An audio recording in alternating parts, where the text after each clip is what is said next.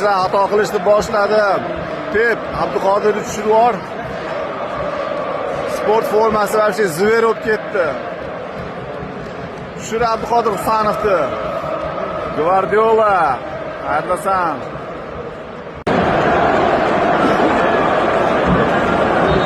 Abduqodirni qara, Abduqodirni, yo'q uni emas.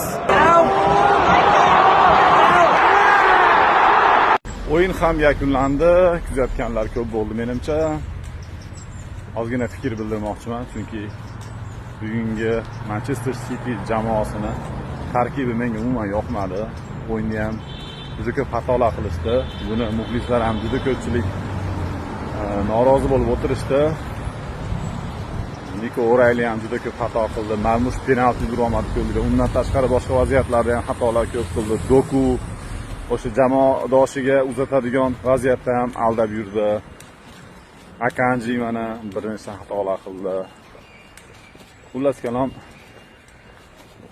men o'sha maydondan, o'yinni maydondan kuzatgan odam sifatida shuni aytmoqchi edim.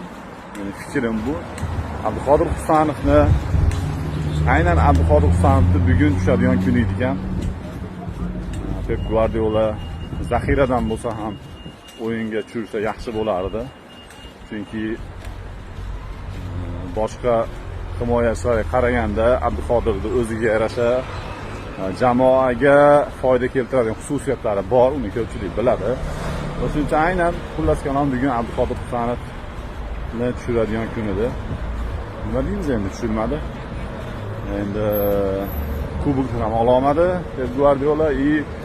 APLda ham holat yaxshi emas. Ko'rdinglar. O'tgan safargi o'sha durang natijasidan keyin 6-o'ringa tushib ketdi. Endi bundan buyog'ini kuzatamiz. Abduqodirga omad tilaymiz. Balkim yaxshilikka bo'lgandir. Chunki ko'pchilikda xatosi ko'rinib qoldi. Balkim keyin tushirib yuborar yoki keyingi mavsumni kutamiz. Hammanglarga rahmat, sog' bo'lasizlar. Sizlarning fikringiz qanaqa? Kommentariyaga albatta fikringizni yozib qoldiringlar. Men o'sha maydondan kuzatgan odam sifatida meni fikrim bugungi o'yinga Abduqodir Husanov tushishi shart edi.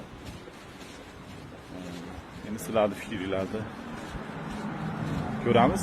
Kommentariyaga yozib qoldirsanglar yaxshi bo'lardi. Hammaga rahmat. Vaqtinglarga rozi bo'lasizlar. Keyingi o'yinlarda yana ham yaxshi videolar qilib sizlarga taqdim etishda davom etamiz, xudo xolasa.